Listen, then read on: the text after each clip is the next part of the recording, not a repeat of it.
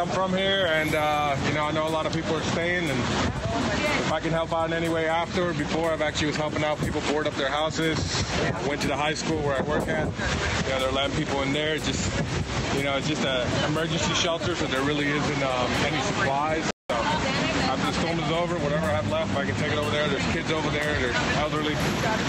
You know, this town is stronger because of the people in it, and they stick together.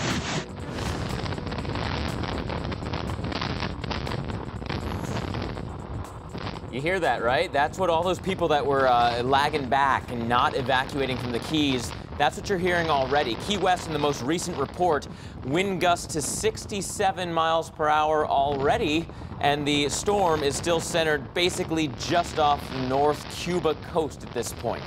So things are going to go from bad to worse here on Duval Street. It is super gusty out there, and it's only going to get worse, right? The rain is, you can see on the streets, the lights kind of reflecting in it, and those lights are moving around, as you can see, because you're seeing kind of different parts of the streets illuminated. So the palm fronds are moving, the wind is moving, the rain is already coming down, and there's several hours of this still to go.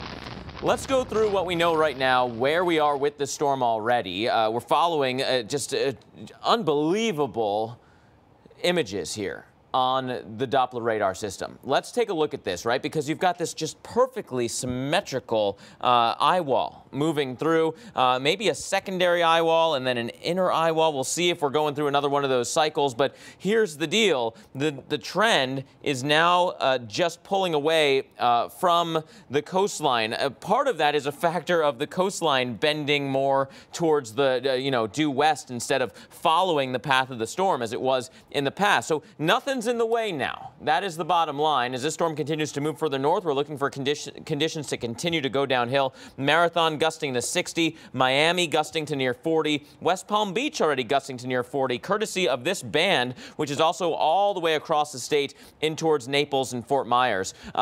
In towards the kind of the West Palm Beach area, and even further north with this onshore flow, these storms that have been coming on through had brief spin-up tornado potential. We had a tornado warning with this one. Nothing at the moment, but notice this is the high-resolution future radar. 3 a.m., 5 a.m., 10 a.m., still going. And so the Keys are really going to get hammered, and then potentially Naples, too. So I want to bring in our own Mike Bettis, who's in the Naples area. Mike, that first band has already come through, or is basically on top of you right now. Lots of rain. Any thunder and lightning on the west coast, as there was on the east? There was early. Haven't seen any, in the past hour or so, but saw some earlier. That's always a threat, right? And something you always got to watch for when you see some of these squall lines that come on through. And I think, now's the time, folks. Now it's begun, right? This is the time when the rain starts, and at this point, it won't be ending, Mark.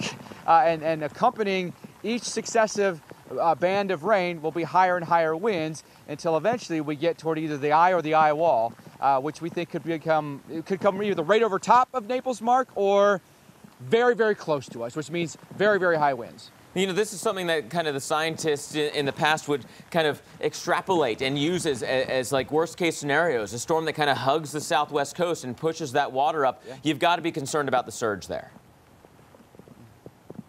Yeah, for sure.